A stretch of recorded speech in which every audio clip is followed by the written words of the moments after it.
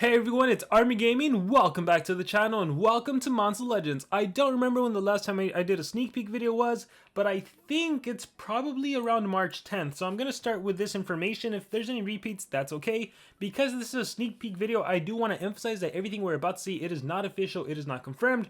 Oh, that's right, I remember. It was the bounty hunt stuff. So yeah, I think starting off on March 10th is perfect. So with that little disclaimer out of the way, let's get into the sneak peek. I am using Chinchilla link in the description if you want to follow along for yourself. Let's see what we have here. We have the Metal Bee Urkin for everyone, Kaguya Laser Beam 29.9 for the owners, the Frat event for Marley. This is going to be released by the time you see this video, and this will already be released or it is happening on Friday. Top Monsters breeding event is also happening for Rude Cha. Okay, yeah, so this is newish stuff. So I would say take the moment, maybe stop the video, look through any of these monsters that are available. Is there anyone you want to go for? Really quickly myself, looking through the monsters, no one really stands out. I mean, honestly, you just want to go after corrupted monsters nowadays. You don't really need the old generation monsters unless you're specifically trying to complete a book. It's your favorite monster, or you need a monster for a future breeding event. So we're just going to skip this and move on over to the Mr. Beast challenge. We can skip that. We have a breeding event for cats. Keep in mind, you don't actually get the monster, you just get additional cells for the monster. The monster is a free-to-play monster. You can get it from the Legends Pass, not the Golden Legends Pass, just the Legends Pass.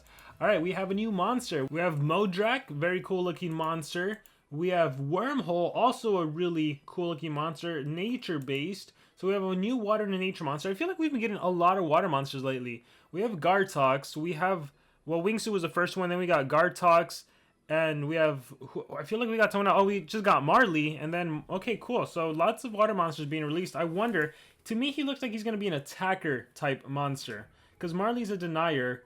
Gartox is an attacker. Wingsuit is an attacker. So to me, this looks like another attacker. Let me know if you guys agree, disagree. Wormhole, to me, this looks like he could be a denier or another percentage damage monster. But then again, we already have Colonel Pip, who's nature. So I'm going to go with an attacker lifesteal kind of monster. All right, let's see. We got this already, the Spring Chest, old stuff, Obsidian Equipment Challenge. Get new Obsidian Relics in this Equipment Challenge. Alright, there's going to be Flamera's Essence and Equilaria's Staff and Rucha's Armor. We're getting 3 brand new Obsidian Relics.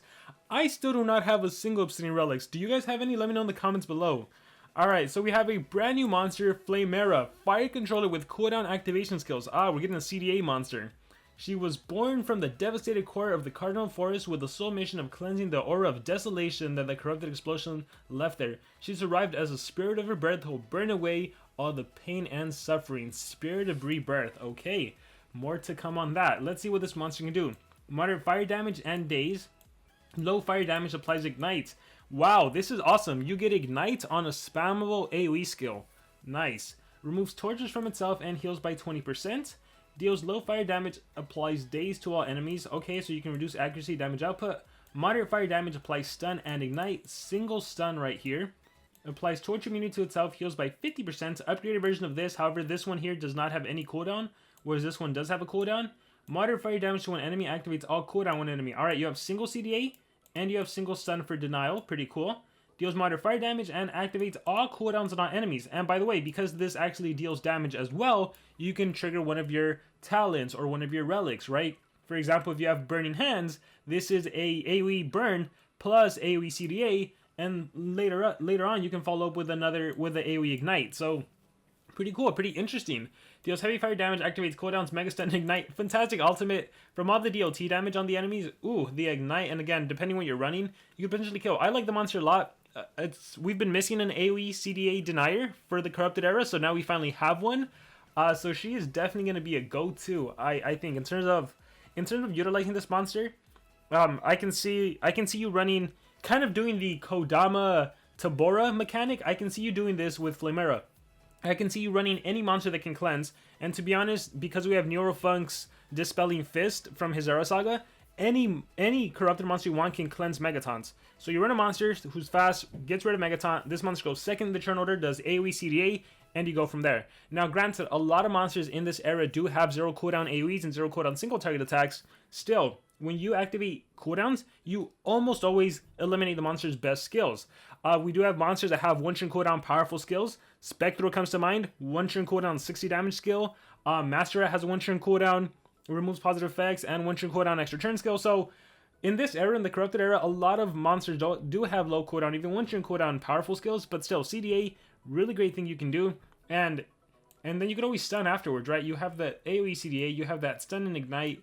So lots of potential with this monster. I am really liking this monster. I wonder how she's going to be obtainable. And we have another monster, this is the next race monster. So looks like a clock. I wonder if he's going to have time stop. He's either going to have time stop or baby reversion. Magic monster. We have, what the heck? This guy looks like Thunderkong. I wonder if he's next generation Thunderkong. I wonder if he'll be good. Not like our Thunderkong was. So Thunder. Okay, very cool. We have Wicca. There it is. Corrupted Wicca. Alright, wonder if it'll have dodge area like our Wicca does. Legendary Wicca. Here is the magic clock monster. There is that old Thunderkong, the Wicca. Wormhole.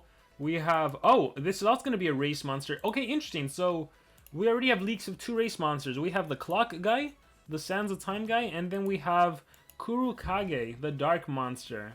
Alright, I think he's going to be an attacker. So let's see what else we have. Okay, we have another picture of him. The new costs for the maze. So these are pretty much confirmed now. Let's see.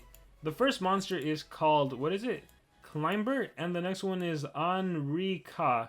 Alright, so here is one of the new obsidian relics. When the wearer dies, revives wearer with X points of life and gives X points of stamina to all allies. This is basically Revival Essence. Revival Essence 2.0, basically, this is a significantly better Revival Essence because when your monster dies, the monster that can hold Revival comes back and gives your whole team stamina. So if they had no stamina, now they have something they can utilize. This is especially powerful considering a lot of the new monsters can hold Revival Essence for whatever reason, right? They all have an Essence slot. You think of Pandagon, you think of Gartox, you think of, what's her name, Equalaria. A lot of monsters can revive. Neurofun can revive as well. So this is definitely devastating. We basically have Revival again, but now it even recovers stamina. Yikes. Alright, St. Patrick's Chests, the Dew Challenge.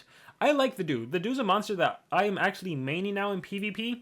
He has Anticipation, so a lot of times I have him just remove MT and then my Master Rat can attack. So I like him. If you guys get a chance to get him for a low gem cost, I probably would go ahead and do it. Again, he has Anticipation, he can remove positive effects, he can do a buff skill, which also removes negative effects. So sometimes Master Rat gets possessed, he can't be controlled by the way, so he doesn't get possessed, and then he removes the possession from Master Rat after removing Megaton from the enemy. I like him a lot. Hacksmith, whatever. Undead Mr. Beast, whatever. El Colossal Season 2 Mythics.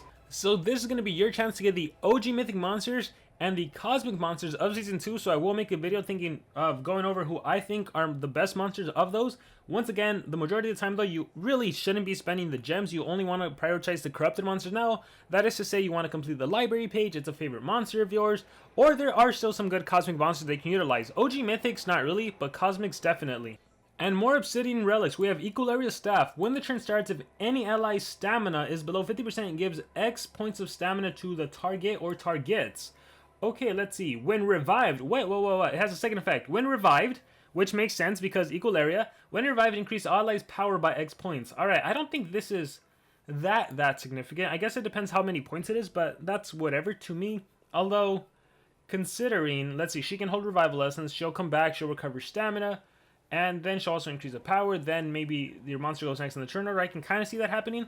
But when the turn starts, if any ally stamina is below 50, gives X points of stamina to the target. So see, a lot of people ask why I like using Cane of Atlantis over the Master Staff. One of my favorite reasons for using the Cane of Atlantis is if any of your allies' stamina is below 50%, everyone recovers stamina. So I love that effect where maybe the holder has more than 50, but one of my allies has less than 50. So to still be able to trigger it, I like. I don't like that this looks like it's only going to recover the stamina of the target that's below 50. But, I mean, nowadays, to be honest, you attack a crowd crawler, your whole team stamina is to 0, so maybe it's not that bad of a thing. I don't know, I kind of prefer the Master Staff a little more, the more I use it. But also the Cane, again, that it heals everyone's stamina if any of my allies. But we'll see. We'll see. Let me know what you guys think about this one. And lastly, we have Root Shaw's Armor. At the start of the battle, gives an armor of X points to the wearer, of course, so this is going to be the best armor you can probably put on your monsters, giving a lot of protection. And when the turn starts, it heals. Wow! This not only gives you an armor at the start of the battle, it also heals you up to 3 times. Taking down monsters that have armors is going to be tough. So this is where you want to use your negate healing or your reverse healing. Alright, we have a Darker Breeding event, so I think we can skip out on that. You can read it if you want. Krabby Joy Challenge, new multiplayer chests. Again, we have this monster here, and we have Royal Magas. To me, this monster reminds me of a Ruby. Zyron the Ruby. And, oh, the first name is named Clock Suko. Okay. And then we have Marley, and I think with that being said, that is it for the sneak peek. Sacrifice Fire Maze. Oh, so Flamera is going to be a maze monster. That is good to know. Actually, I feel like I've seen that. That's official. So, with that being said, guys, that is it for this sneak peek. Let me know what you guys thought about it in the comments below. Do you have any thoughts on anything went over? Who's your favorite monster of all the monsters we're seeing? I think I like this guy a lot right now. Modrak looks really tight. But yeah, guys, any thoughts, comments below. Thank you very much, and remember to subscribe.